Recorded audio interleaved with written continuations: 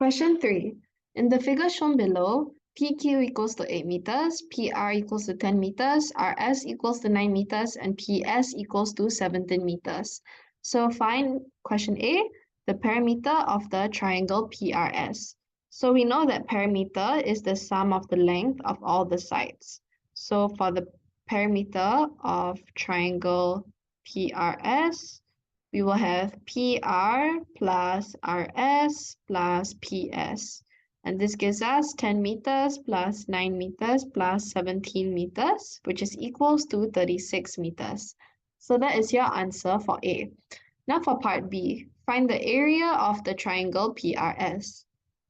So we realize that for triangle PRS, it is an obtuse triangle because angle PRS is more than 90 degrees.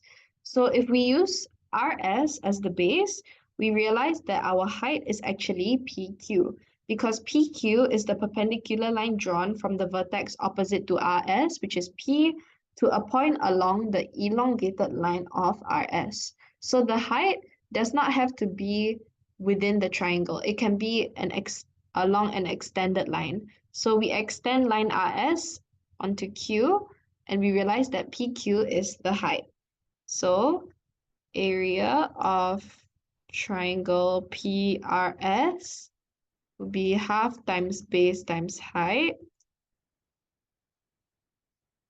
which is equals to half times our base, which is RS, times our height, which is PQ.